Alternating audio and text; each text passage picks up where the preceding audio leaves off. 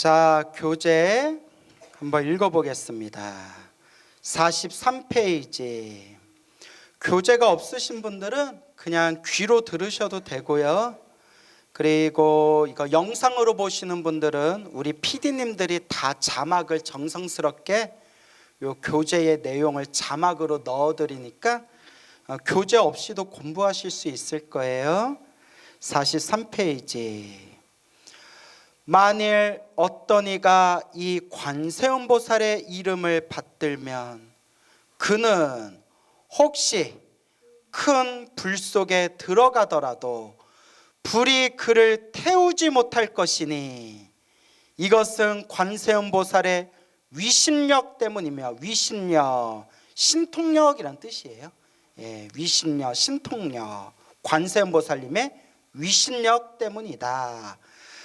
야, 그렇다고 여러분 시험해 본다고 여기다 불 질러 놓고 관세음보살 그렇게 손 집어넣으면 돼요, 안 돼요? 큰일 나요. 그래서 그러니까 이것도 간절함. 내 눈앞에 불이 치솟아서 불이 나를 태우려고 할 때 간절하게 관세음보살을 부른다면 관세음보살의 가피로 보호를 받게 될 것이다 라는 뜻으로 해석할 수 있겠죠. 그래서 옛날부터 우리 큰 스님들이 우리 신도님들, 불자님들, 그리고 일반 중생들에게 그 믿음을 일으켜주기 위해서 예전부터 영업록이라는 책이, 수백 년 전부터 영업록이라는 책이 내려오고 편집되어지고 만들어졌어요. 영업록, 말 그대로 기도를 해가지고 가피를 받으신 분들의 영업 이야기를 모아놓은 것을 영업록이라고 하는데 굉장히 양이 많아요. 저는 또 불교설화 전문이잖아요. 그래서 뭐 관세음보살 영업록, 지장보살 영업록, 금강경 영업록, 법화경 영업록, 그리고 뭐 아미타불 극락왕생 영업록, 이렇게 수많은 영업록들이 있습니다. 그래서 그걸 제가 지금 쏙쏙 잘 빼먹고 살고 있잖아요. 그 영업록 이야기하면서. 근데 제가 예전에 그런 영업록 다 몇백 년 전 이야기거든요. 막 1000년 전 이야기, 500년 전 이야기, 막 수십 년 전 이야기들. 그럼 저도 마음 한구석에 이거 믿어야 되나 말아야 되나 저도 고민이 많았거든요. 재미는 있는데 너무 황당한 내용들이 많은 거예요. 뭐 죽을 병에 걸린 사람이 연불에서 나았다느니, 불에 타 죽을 뻔했는데 연불에서 살아났다느니, 뭐 큰 사고를 당할 뻔했는데 뭐 연불에서 위기에서 구출되었다느니. 근데 지금은 제가 100% 믿어요. 왜 믿냐? 수백 년 전 영업록에 나오던 이야기하고 똑같은 체험을 하신 분들이 우리 주변에 엄청 많아요. 그래서 제가 여러분들께 이 시대, 지금 이 시대 현대를 살아가고 있는 우리 현대, 이 시대 불자님들 기도가피 이야기 제가 자주 드리잖아요. 그죠? 아직도 할 얘기가 엄청 많아요. 왜냐하면 제 법문을 자주 듣는 우리 찐팬분들이 기도에서 가피 받은 얘기들을 막 들고 와요. 선생님, 저 가피 받았어요. 그래서 지금도 풀 썰들이 엄청 많습니다. 그래서 항상 제가 불자님들께 드리는 이야기가 불보살님의 가피는 현재 진행형이구나. 무엇이구나? 옛날 옛적 과거 이야기, 전설의 고향이 아니라 지금 이 순간에도 펼쳐지고 있고 지금 이 순간에도 체험하고 있는 이야기구나. 그래서 여러분, 힘들고 괴롭고 답답할 때일수록 무엇을 많이 해야 된다? 기도, 염불을 많이 하셔야 됩니다. 이 말법 시대에 믿고 의지할 분은 누구밖에 없다? 부처님밖에 없구나 라는 것을 꼭 명심하셔야 됩니다. 알겠죠? 간절하게 그렇게 우리가 염불하고 마음을 닦아야 됩니다. 옛날 중국 진나라 시대 때 법지라는 스님이 계셨대요. 법지 스님. 관세음보살 영업록에 나오는 이야기예요. 이 진나라 시대 법지 스님께서 어느 날 산길을 가다가 옛날에 산불도 엄청 많았대요. 근데 여러분 그 건조한 시기에 산에 불이 붙어서 들판에 바싹 풀들이 말라있을 때 불길이 확 치솟으면 엄청난 막 불바다가 펼쳐진대요. 불바다가. 그래서 요새 같은 이 과학이 발달한 이 시대에도 산불 한번 크게 나면 하늘에서 헬리콥터에서 물 뿌리고 막 물을 퍼부어도 쉽게 끊기가 어렵잖아요. 들판에 막 불바다가 펼쳐져 가지고 법지 스님께서 그 들판에서 동쪽으로 피해도 불길이 있고 서쪽으로 피해도 불길이 있고 동서남북의 불바다로 꽉 차가지고 도저히 피할 길이 없는데 그 불길이 점점 법지 스님이 있는 곳까지 막 밀려들더래요. 야, 이제 죽었다. 불에 타 죽는구나. 믿을 건 뭐밖에 없어요? 자, 관세음보살. 이 법지 스님께서 그냥 나 죽었다 생각하고 그 자리에서 허공을 바라보면서 관세음보살님을 외치면서 그 자리에서 절을 했대요.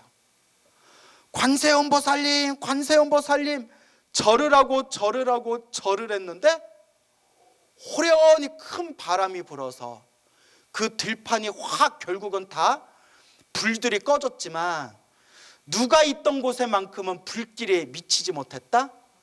법지 스님이 있는 반경에는 끝내 불길이 미치지 않아서 법지 스님이 그 불길 속에서 살아났다. 수많은 사람들이 그 법지 스님이 관세음보살님을 외치던 그 자리에 불길이 미치지 못한 것을 보고 모두가 다 함께 놀라워하며 감탄하였다라는 그런 관세음보살 영험 이야기가 전해지고 있습니다. 그래서 불이라는 것이 상징하는 건 크게 두 가지 뜻이 있다고 합니다. 관세음보살 보문품에서 불이라는 게 크게 두 가지가 있는데 첫 번째는 외부의 불. 실제로 우리가 와 불이다 불이다 불났다 했을 때 외부의 그 뜨거운 불을 뜻하는 거고, 두 번째 불은 번뇌의 불, 내 마음 안에 번뇌의 불, 탐욕과 성냄과 어리석음의 불. 그래서 이걸 삼독심이라고 하죠. 그렇죠. 그래서 내 내면에 마음에 번뇌의 불을 뜻하는 것이다. 그래서 관세음보살 관세음보살 관세음보살 외치다 보면 내 마음이 고요하고 이제 편안한 그런 깊은 삼매경지에 이를 수 있게 된다는 거예요. 이게 마음의 불을 끈다라는 뜻이에요. 무엇의 불을 끈다? 마음의 불을 끈다라는 소리예요. 아시겠죠? 그리고 우리가 탐욕과 성냄과 어리석음, 탐, 진, 치, 삼독이라고 했을 때 탐지치 삼독 중에서도 가장 무서운 불이 성냄, 분노의 불이래요. 무엇의 불? 분노, 성냄, 화, 분노의 불이 가장 뜨겁고 무섭대요. 왜냐? 탐욕과 어리석음은 점점 익어간대요. 한 번에 불이 확 타오르듯이 타는 게 아니라 뜨거운 물이 점점 뜨거워지듯이 물이 점점 물이 뜨거워지면서 펄펄 끓듯이 점점 익어가는 거래요. 근데 분노는 그 자리에서 뻥 하고 불길이 터지듯이 확 불길이 일어나는 게 분노의 불이래요. 그래서 경전이나 옛 큰 스님들 법문에 이런 내용이 많이 나옵니다. 우리가 지은 공덕을 한 번에 태워버리는 죄업이 있으니 그게 바로 무엇을 일으키는 것이다? 화, 분노를 일으키는 것이다. 남에 대해서 악한 감정으로 분노를 터뜨렸을 때 내가 쌓은 공든탑이 다 불에 타서 쓰러지게 될 것이다. 그래서 분노의 불길이 가장 무섭다라는 이야기를 경전에서도 이야기하고 큰 스님들도 이야기해요. 그래서 여러분, 우리가 이왕 부처님 법을 만났으니까 잘 닦아야 되잖아요. 그렇죠? 우리가 찐불자가 돼야 되겠어요? 불자가 돼야 되겠어요? 찐불자가 돼야 되잖아요. 그래서 여러분, 우리가 항상 스스로를 반성해 봐야 돼요. 제가 항상 행복해지고 싶다면 복을 지어라, 복을 지어라 늘 말씀드리죠. 근데 복을 까먹는 경우가 엄청 많아요. 절에 다니는 사람들도 복 많이 까먹어요. 근데 이제 그러려니 해야 돼요. 뭐 해야 돼요? 그러려니 해야 돼요. 우리 큰 스님들도 얘기하셨지만, 광우야, 절에 다니고 공부 좀 했다고 마음이 바로바로 바뀌면 우리 벌써 다 성불했다. 그래서 사람이 쉽게 안 변해요. 사람이 쉽게 변한다, 안 변한다? 안 변해요. 그래서 찐불자가 되고자 하는 분들은 먼저 이 마음부터 잘 닦아야 돼요. 근데 이 업의 습관이 너무 무서운 게, 이거는 뭐 남 얘기가 아니라 제 얘기예요. 저도 똑같아요. 저도 똑같은 중생이잖아요. 아, 사람이 이렇게 쉽게 안 변하는구나. 절에 10년, 20년, 30년, 40년, 50년 절에 다녀도 평생 불교 공부 안 한 사람보다도 더 마음을 못 쓸 때가 있어요. 이런 것들을 봤을 때 이 업의 습관을 바꾸기가 참 어렵구나. 정말 복 까먹지 말라, 복 까먹지 말라 하는데 우리 중생은 이렇게 나도 모르게 복을 까먹는구나 라는 걸 느끼게 돼요. 그래서 여러분, 절에서 봉사활동 많이 하시고, 절에서 기도 많이 하고, 절에서 봉사활동 많이 하시고 복을 많이 지은 분들이 돌아가실 때에도 편안하게 돌아가시고, 다 그런 건 아니겠지만 보통 어른 스님들이 절에서 기도 많이 하고 봉사를 열심히 하신 우리 노보살님들 보면 자손들이 다 잘 풀린대요. 그래도 뭐 복이 있나 봐요. 자손들이 편안하게 잘 풀린대요. 그런데 절에서, 저도 아시는 분이에요. 오래전에 아시던 분이었는데 절에서 공양주도 오래 사셨고 절에서 봉사활동도 하시고, 또 저 20대 때 봤던 보살님인데 그렇게 저를 좋아하셨어요. 첫째, 귀여워서. 어쩜 저렇게 귀엽냐고, 광우 스님은. 내 입으로 얘기해서 미안하다. 20대 때 얼마나 귀여웠겠어요. 네? 둘째, 어쩜 얼마나 보기만 하면 저렇게 젊은 나이에 출가하냐고. 셋째가 제일 중요해요. 어쩜 저렇게 주는 대로 잘 먹냐고. 먹는 게 너무 복스럽다고. 그러니까 저 이거 밥 주시면서 저 밥 먹는 거 이러고 보면서 흐뭇해 하시면서 눈에서 그냥 꿀물이 뚝뚝 떨어진 게 보일 정도였어요. 저한테 잘해주신 분이었어요. 그 노보살님이. 나중에 20대 때 뵀던 보살님인데, 나중에 이제 돌아가셨다라는 이야기를 들었는데, 그래서 내가 나무아미탑을 극락왕생하소서. 어쩌다 돌아가셨대요. 그러니까 어른 스님이 나이가 다 됐으니까 간 거지 뭐. 그래서 이런저런 얘기를 나누는데, 자식들이 안 풀려. 자식들이 안 풀려. 스님, 그 노보살님 자식들이 어려워요? 그 자식들 몇 명 자식들 하나같이 안 풀려. 그 자식들 때문에 마음고생 많이 했어. 스님, 절에 그렇게 봉사도 많이 하시고 공양도 많이 올리시고 그렇게 복도 많이 지으셨는데 왜 이렇게 자식이 안 풀렸을까요? 너 모르는구나. 승질이 아주 승질이 그냥 어찌나 그냥 화를 잘 내고 승질이 별난지 아주 그냥 성질이 별나셨다는 거예요. 그때서야, 저는 이제 어리고 자주 안 봤을까 몰랐는데 성격이 아주 별나셨대요. 그때서 정말 절에 다니면서 봉사하고 복 지으셨는데 다 그 성질머리, 그 승질 때문에 다 뭐 하셨구나? 복을 까먹었구나. 나무아미탑을 아까워서 어떡하나. 이게 남 얘기가 아니에요. 누구 얘기예요? 우리 얘기예요. 근데 우리 주변에 그런 분들 많아요. 모 방송국에 저 아는 PD님이 절에 다니면서 자기가 정말 상처 많이 받았대요. 왜 그러냐고. 자기는 절에 오래 다니신 신도님들 보면 그래도 뭔가 다른 사람들하고 다르게 마음이 그래도 부드럽고 마음에 자비심이 깊을 줄 알았는데 막 절에 다니면서 촬영하고 이러다 보니까 나 너무나 학을 뗐다고. 왜 그러냐고. 그래서 하나 이제 얘기해 주는데, 큰 법당에 큰 스님 법문에 이렇게 촬영한 적이 있었대요. 그 어느 절이라고 말할 수는 없고 유명한 절에 큰 스님이 이제 노스님이 법상에 딱 올라서 법문하는 걸 카메라로 다 이렇게 찍고 있는데, 찍다 보면 이렇게 왔다 갔다 할 수 있잖아요.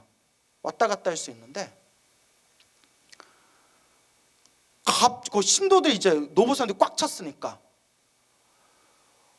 갑자기 어느 할머니 노보사님이 자기 종아리를 찰싹 소리가 나게 때리더래요. 종아리를 회초리 때리듯이 손바닥으로. 깜짝 놀라고 촬영 중에 왜 그러세요 했더니 발 치우라고. 밟은 것도 아니래요. 자기 기도하고 있는데 앞에 발이 왔다 갔다 하니까 부정 탄다고. 촬영하고 있는. 말을 하면 되잖아요. 전 그러면 이렇게 거사님 나 여기 좀 옆으로 좀 가주면 안 될까? 한마디 말도 없이 어떻게 해버려요? 종아리를 그냥 손바닥으로 찰싹 때리면서 비키라고. 그런 마음으로 기도하면 복이 생길까요? 안 생길까요? 그러니까 제가 안 하는 것보단 나을 거예요. 그래도 우리가 염불하면 공덕이 있잖아요. 하지만 염불하고 기도하면 복은 있지만 그런 마음으로 기도하면 내가 기도한 공덕이 아무래도 어떻게 될까요? 깎이겠죠. 그러니까 참 희한하죠. 또 너무나 충격적인 얘기를 들었는데, 어느 젊은 보살님이, 이것도 어딘지 얘기할 수 없어요. 유명한, 안 돼요. 왜? 우리끼리 말고. 유명한 절에서 그렇게 간절하게 부처님께 절을 하고 있었대요. 그러면 우리 선배 신도님들이 요새같이 불자가 줄어드는 시기에 아이고 젊은 보살이 와가지고 저렇게 기도 열심히 하는구나, 좀 잘한다 칭찬해 줘야 되잖아요. 그죠? 근데 지금은 많이 좋아졌지만 옛날부터 절집 텃세 유명하잖아요. 그래서 저 아는 젊은 신도님들도 제 법문 듣고 이제 나도 기도 열심히 해야지, 유명한 기도도량에 갔다가 하도 선배 신도님들이 텃세 부려가지고 정내미가 떨어져서 절에 안 간다, 이런 얘기 제가 여러 번 들었어요. 그런데 막 가슴이 막 답답한 거예요. 우리가 복을 지어야 되는데 왜 저렇게 복을 까먹을까? 여러분, 기도 열심히 하러 온 신도들한테 텃세 부려가지고 그 신도들이 기도 못하게 하고 절 못 나오게 만들면 그 업보가 엄청 무서워요. 경전에 나오잖아요. 수행하는 사람 수행 못하게 하는 업보가 제일 무섭다고. 그 어느 젊은 보살이 그렇게 막 하염없이 절을 하고 있었는데, 그 자리가 자기네들 선배 신도님들 고정석이었나 봐. 아니 절집에 고정석이 어딨냐고요. 그렇죠 여러분. 먼저 온 사람이 자리 잡는 거예요, 절집은. 근데 그게 어디 되나요? 절집에서 또 여기는 내 자리다. 절에 내 자리가 어딨냐? 아니요, 너 여기 몇 년 다녔냐? 나 여기 30년 다녔다. 어디 절밥에 국물이 머리에도 안 찬 것이 어디서 말 됐구냐? 뭐 이러면서 별의별 일이 다 일어나잖아요. 내가 별 얘기를 다 한다.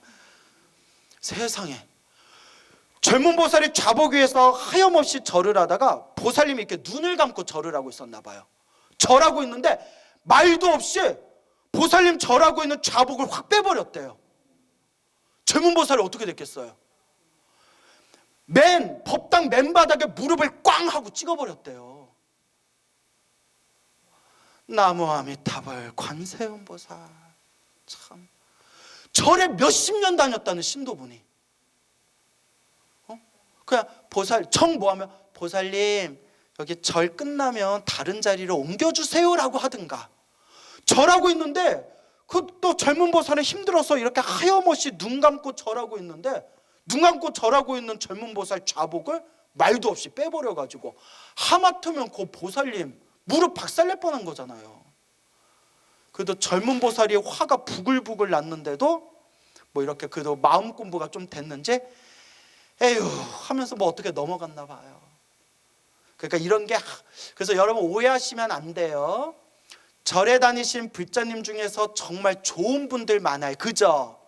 좋은 분들이 많으니까 불교가 이만큼 유지가 된 거예요. 하지만 사람 사는 데는 다 똑같더라. 이상한 사람들도 있더라. 중요한 거는 절에도 이상한 사람들이 많지만 내가 이상한 사람 되면 안 된다는 거예요. 뭔 얘기인지 알죠? 근데 왜 그러냐 여러분, 내 복이 깎여요. 누구 복이 깎여요? 내 복이 깎여요. 그래서 우리는 다 복 지으려고 공덕을 닦으려고 행복해지기 위해서 절에 다니는데 우리의 이 지독한 업의 습관과 어리석은 번뇌망상 때문에 자기도 모르게 자꾸 복을 까먹고 있구나. 그래서 여러분 우리가 보살행은 닦지 못할 망정, 무슨 행은 닦지 못할 망정? 보살행. 보살의 행은 닦지 못할 망정 민폐는 끼치지 말자. 뭐 하지는 말자? 민폐 끼치지 말자. 아시겠죠? 그래서 예전에 어느 보살님, 제 법문을 열심히 듣던 어느 중년의 보살님이 제 법문 듣고 이제부터 기도 열심히 해야 되겠다 생각하고 절에 가서 어디 유명한 서울에 있는 큰 절에 유명한 절에 가서 기도하려고 그러는데 막 자꾸 자기가 생각한 거와 다르게 안 좋은 모습들이 자꾸 펼쳐지니까 막 너무 힘들다고. 그래서 제가 따끔하게 말씀드렸죠. 보살님은 남을 관찰하려고 절에 다니십니까? 내 공덕을 닦으려고 절에 다니십니까? 제 공덕 닦으려고 절에 다니죠. 그럼 됐습니다. 남 보지 마십시오. 남 보지 마십시오. 보살님, 저 앉아 계신 부처님을 바라보십시오. 부처님 앞에서 기도 열심히 해도 부처님은 뭐 하세요? 빙그레 웃고. 부처님 앞에서 머리끄댕이 잡고 싸워도 부처님은 뭐 하세요? 빙그레 웃고. 그래 한번 해볼 대로 해봐라. 예? 부처님이 저렇게 빙그레 웃는 마음으로 그냥 남 보지 마시고 내 복은 누가 닦는 거다? 내가 닦는 거다. 그러니 내 복과 내 선업과 내 공덕을 닦는 마음으로 오로지 내 수행하는 마음으로 절에 다니십시오. 절에 다니는데 자꾸 나쁜 게 보이고 남이 보이면 차라리 절에 가지 말고 그럴 바에야 차라리 어디서 기도하십시오? 집에서 기도하십시오 했더니 또 다 아는 얘기지만 스님 말씀 들으니까 마음이 한번 또 정리가 됩니다. 고맙습니다. 그런 이제 또 불자님이 계셨습니다. 여러분도 머리로 다 아는 얘기지만 이런 얘기 들으니까 또 마음속에 정리가 되시죠? 그래서 남 볼 필요 없어요. 남 볼 필요 없다. 결국 누가 닦아야 된다? 내가 닦아야 된다라는 걸 꼭 명심하시기 바랍니다. 알겠죠? 그래서 누구 마음에 불을 꺼야 된다? 내 마음에 불을 꺼야 된다는 것을 명심하시기 바랍니다. 알겠죠? 그래서 다시 한번 읽어볼게요. 만일 어떤 이가 이 관세음보살의 이름을 받들면 그는 혹시 큰 불 속에 들어가더라도 불이 그를 태우지 못할 것이니. 불. 그래서 또 불이 상징하는 것은 외부의 불도 있지만 탐욕과 성냄과 어리석음의 불. 그 중에서도 탐욕, 성냄, 어리석음 중에서도 무엇의 불이 가장 무섭다고 했어요? 성냄의 불. 그래서 화내는 습관을, 이번 생에 화내는 습관을 줄이기만 하더라도 큰 공덕을 짓는 거래요. 그래서 부처님 경전에 보면 화를 내지 않는 공덕은 다음 생에 사람으로 태어날 때 모든 사람들이 좋아하는 아름다운 외모를 얻게 된대요. 경전에 나와요. 화내지 말아야겠죠. 그리고 화를 잘 내는 사람들은 다음 생에 독사로 태어나게 된대요. 제가 자주 얘기했는데 항상 독을 품고 있기 때문에, 화가 독이에요. 독을 품고 있기 때문에 독사로 태어나고, 둘째, 사람으로 태어나도 못생긴 얼굴을 갖게 된대요. 못생긴 얼굴. 나보고 비웃은 거예요? 저 되게 네. 자, 그래요. 자, 그런데 불교설에 이런 내용이 나와요. 어떤 큰 스님이 있었는데 8만대장경을 달달달달 외웠대요. 아주 지혜롭고 총명하고 아주 그렇게 법문도 잘해서 존경받는 큰 스님이 있었는데 그렇게 얼굴이 못생겼대요. 그래서 신도들도 법문 들을 때 눈을 감고 법문 들었대요. 너무 얼굴이 못생겨서. 보살이 아까부터 웃는 게 마음에 안 들어요. 나 보면서 웃는 게. 네? 아니죠? 내가 생각하는 그런 거 아니죠? 야, 너무 못생긴 스님이 있었는데 또 그렇게 몸에 피부병이 많아가지고 자꾸 몸에 그렇게 피부병이 생기고 몸에 부스럼이 생겨서 고생하셨대요. 이미 여러분들 눈치채셨죠? 어느 날 제자들을 모아놓고 스님께서 소참법문, 그러니까 공식 법문이 아니라 제자들 모아놓고 짧은 그런 핵심이 되는 법문 한마디씩 해주는 걸 소참법문이라고 해요. 소참법문을 하시는데 제자들한테 이렇게 얘기하셨대요. 제자들아, 잘 들어라.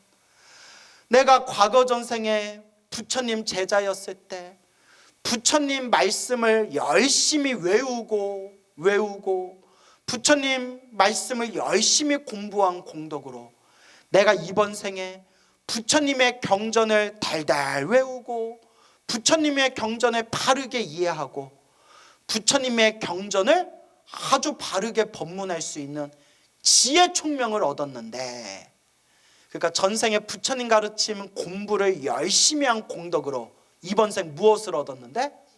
지혜 총명을 얻었는데, 전생에 내가 남들보다 똑똑하다라는 교만심이 있어서 이렇게 이번 생에 키가 작고 힘이 약하고 볼품없는 몸으로 태어났고, 전생에 그렇게 내가 화를 잘 내고 짜증을 잘 내고 사람들한테 신경질을 잘 냈기 때문에 이번 생 이렇게 못생기고 몸에 부스럼이 생겨서 피부병이 생기는 업보를 받게 되었구나. 선업은 선업대로 악업은 악업대로 다 내가 받는 것이니 너희들은 부디 공덕을 원만하게 닦아야 된다라고 신신당부하는 그런 불교설화의 내용이 있습니다. 남 얘기 같지 않죠? 예. 그래서 우리가 이렇게 부처님의 가르침을 공부할 때 이 마음의 불을 끄도록 노력해야 됩니다. 그래서 옛날 큰 스님이 관세음보살 보문품 강의하시면서 이런 말씀을 하셨습니다. 이 아주 중요해요. 바깥에서 생긴 불에 타 죽어도 이번 한 생 고생한 거다.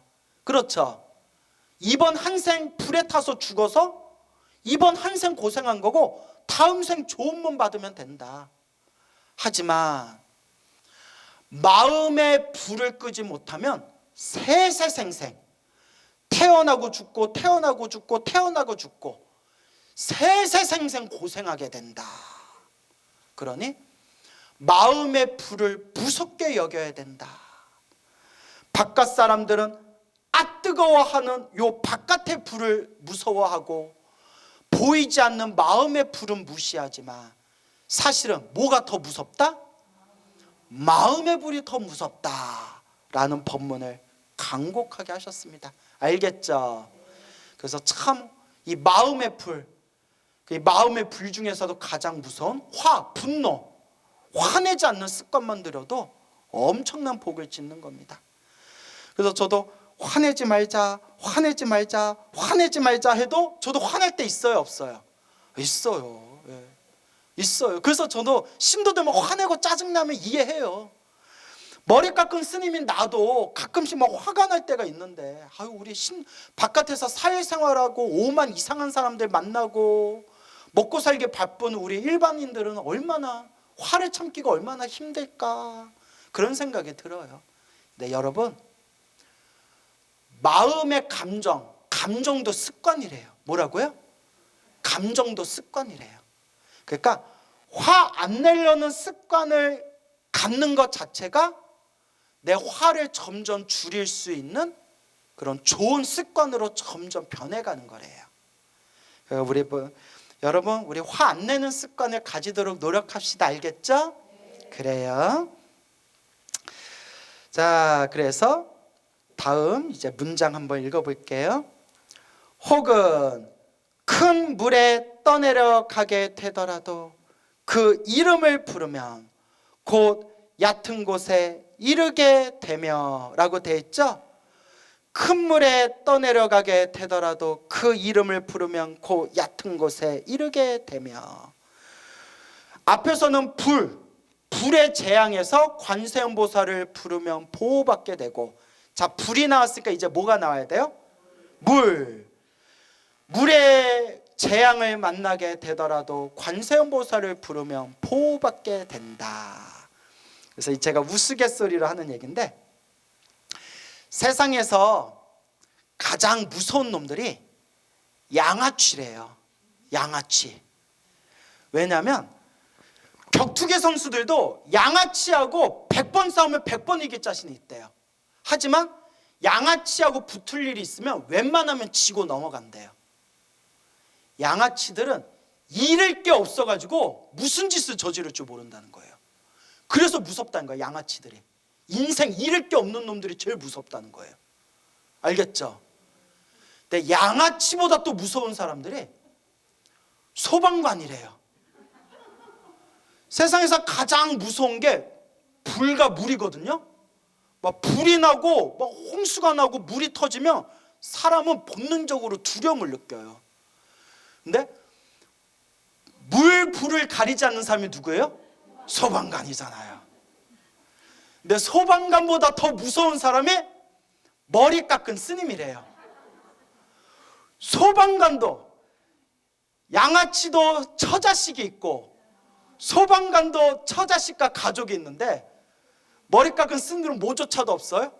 처자식도 없기 때문에 그래 찔러 그래 막 자, 웃자고 한 말이에요. 그래서 임진왜란 때, 임진왜란의 영웅이 이순신 장군이지만 임진왜란 때 가장 용맹히 싸우신 분들이 또 누구다? 승병들. 그러니까 가장 무서운 게 승병들이라잖아요.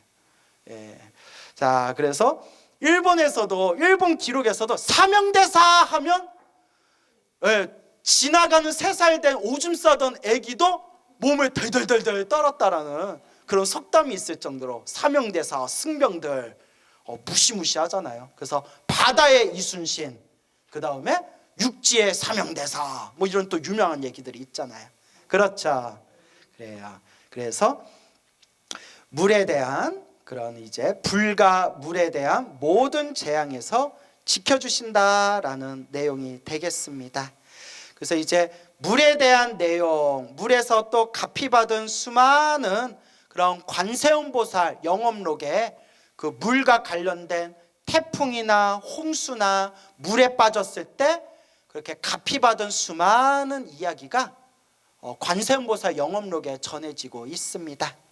근데 지금 이제 시간이 이제 다 돼가지고 또 물에 빠진 가피 이야기, 재미난 이야기를 준비했는데 그 이야기하면 시간이 또 너무 지날 것 같아서 오늘은 그냥 여기서 마무리하겠습니다.